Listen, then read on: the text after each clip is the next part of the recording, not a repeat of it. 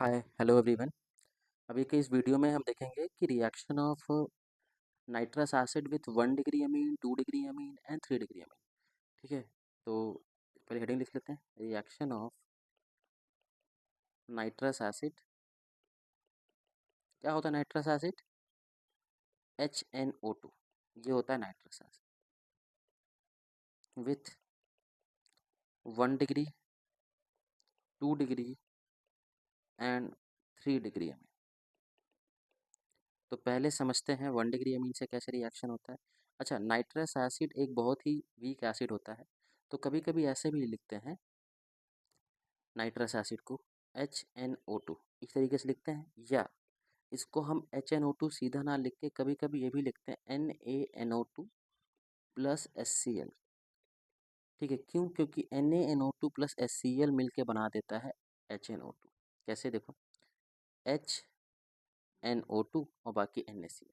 तो ऐसे रिएक्शन जहाँ पे हम रिएजेंट को ड्यूरिंग द रिएक्शन प्रिपेयर करते हैं, तो इनको बोलते हैं इन सीटू रिएक्शन।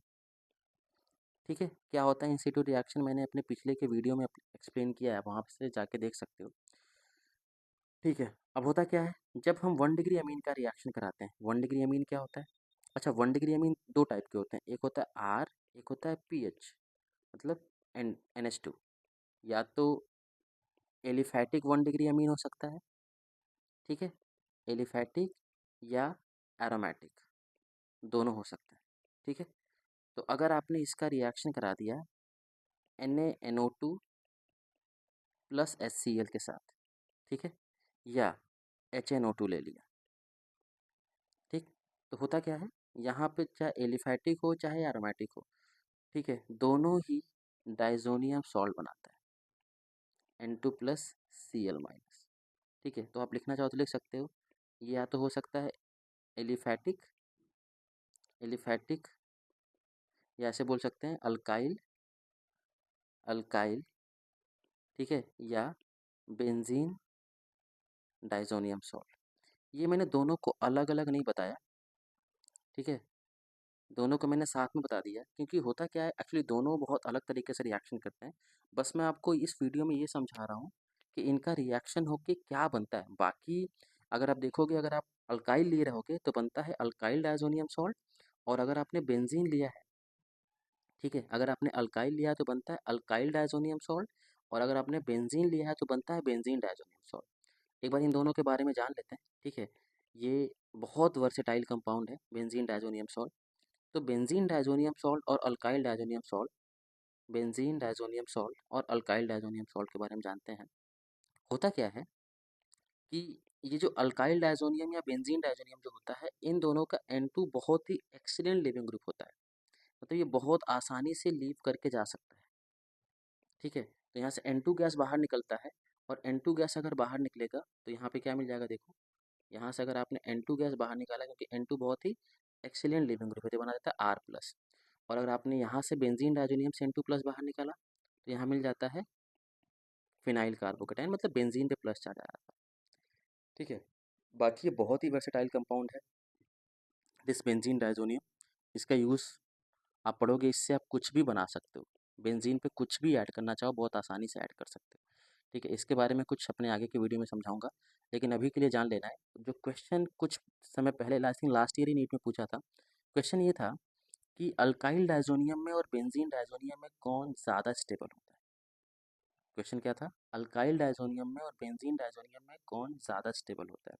तो देखो ध्यान से, अगर बेंजीन डायजोनियम देखें तो benzene diazonium is this one, ठीक है, और यहाँ पे बेंजीन डायजोनियम जो होता है, यहाँ पे N, ये ट्रिपल बॉन्ड N होता है, यहाँ पे प्लस चार्ज होता है, ये बेंजीन डायजोनियम है। तो क्वेश्चन ये था कि which one is more stable, तो बताओ which one is more stable. Benzene diazonium is more stable because benzene diazonium is stabilize by resonance, लेकिन अल्काइल डायजोनियम में ऐसा कोई इफेक्ट नहीं है जो इसको स्टेबलाइज कर रहा है। ठीक, अगली चीज़, लेकिन अगर आपने यहाँ का N2 बाहर निकाल दिया, क्योंकि देखो ध्यान से, अगर आपने इसका N2 बाहर निकाल दिया तो यहाँ पे क्या मिल गया? एक मिल गया फिनाइल कार्बोकेटाइन, और एक मिल गया अल्काइल कार्बोकेटाइन। अब बताओ दोनों में कौन ज़्यादा स्टेबल है, अल्काइल में और फिनाइल में? दिस इज अल्काइल कार्बोकेटाइन और ये फिनाइल कार्बोकेटाइन। तो अगर आप ध्यान से देखो तो यहाँ पे फिनाइल कार्बोकेटायन बहुत लेस स्टेबल होता है, क्योंकि हमने पढ़ा है कि बेंजीन पे प्लस माइनस या रेजोनेंस स्टेबलाइज नहीं होता है। तो देखो क्वेश्चन बहुत अच्छा बन सकता है कि this alkyl diazonium salt is less stable then benzene diazonium salt, but after release of N2 gas this alkyl carbocation is more stable then phenyl carbocation. ये इंपॉर्टेंट क्वेश्चन बनता है। अगली चीज़, ये तो 1 डिग्री अमीन का हो गया। बाकी इसके रिएक्शन क्या होता है, दोनों रिएक्शन करते हैं वाटर से, ये सब आगे की कहानी है। अभी हमारा मेन मकसद ये है कि हमें पढ़ना है रिएक्शन कैसे करता है 1 डिग्री, 2 डिग्री और 3 डिग्री अमीन के साथ। ओके, तो अगला अगला है reaction of 2 degree Amin with 2 degree Amin with HNO2। अच्छा, एक और इम्पॉर्टेंट चीज़, HNO2 से रिएक्शन का मतलब होता है reaction with NO plus. HNO2 से रिएक्शन मतलब होता है रिएक्शन विथ NO प्लस, क्योंकि HNO2 NO प्लस जनरेट करता है और यही NO प्लस आके रिएक्शन करता है। तो अगर मैं लिखना चाहूँ तो ये बात लिख सकता हूँ, reaction with HNO2 means reaction with NO plus. Reaction with HNO2 means reaction with NO plus. अब देखो ध्यान से, अच्छा पहले वाले केस में भी ऐसा हुआ था, 1 डिग्री अमीन के साथ भी सेम यही हुआ था, ठीक है। बट यहाँ से मैं इसलिए स्पेसिफिकली बता रहा हूँ क्योंकि यहाँ पे ये NO प्लस जनरेट करता है, और आपको पता है कि NO प्लस एक इलेक्ट्रोफाइल होता है, और आपको पता है कि this 2 degree Amin is a nucleophile. तो ये दोनों आपस में रिएक्शन करते हैं, और अगर रिएक्शन करेंगे तो यहाँ से अगर देखा जाए तो RNH प्लस और ये N डबल बॉन्ड O बन जाता है, ठीक है। ये 2 डिग्री। अच्छा, बाद में क्या हो जाएगा, यहाँ से H प्लस बाहर निकल जाए, और अगर यहाँ से H प्लस बाहर निकला तो क्या मिल जाएगा, RNO। अच्छा, ये जो कंपाउंड बना है this is very important compound, this is yellow oily liquid. ये होता है येलो ऑयली लिक्विड, ठीक है। तो ये क्वेश्चन पूछता भी है कि जब हमने अच्छा मैंने क्यों लिखा येलो से, क्योंकि सच में ये येलो ऑयली लिक्विड होता है एंड इज कार्सिनोजेनिक। कार्सिनोजेनिक का मतलब क्या है, it exposure can leads to cancer, ठीक है। कार्सिनोजेनिक क्या होते हैं, जो कैंसर कॉजिंग कंपाउंड होते हैं। एक और चीज़, अगला ऐसा बोलते हैं 3 डिग्री अमीन तो रिएक्शन ही नहीं करता है, लेकिन अगर रिएक्शन करता है तो ये बना देता है एक सॉल्ट।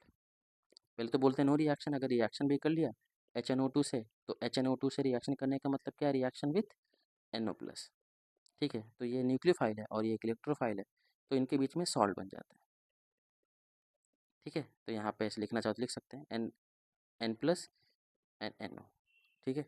ऐसे कुछ सॉल्ट बन जाता है, ठीक है। यहाँ पे कुछ ऐसे लिख सकते हैं, इसने इलेक्ट्रॉन डोनेट किया तो यहाँ पे NO प्लस, ये सॉल्ट मिल जाता है। तो अगर ब्रीफ में देखें फिर से, 1 डिग्री अमीन का रिएक्शन चाहे एलिफैटिक हो चाहे एरोमेटिक हो, दोनों ही केस में डायजोनियम सॉल्ट, ठीक। 2 डिग्री अमीन का reaction yellow oily liquid, this is carcinogenic, and 3 degree amine का reaction will give a salt, ठीक है। तो यही था reaction of 1 degree, 2 degree and 3 degree amine. Okay, अच्छा एक क्वेश्चन कर लेते हैं जाते जाते। क्वेश्चन ये है कि बताओ, मतलब जस्ट वर्बल क्वेश्चन है कि अगर एक अमीन है जिसका हमने रिएक्शन कराया नाइट्रस एसिड के साथ, तो इसने येलो ऑयली लिक्विड दिया, then this will be a type of 2 degree amine. Simple, thank you.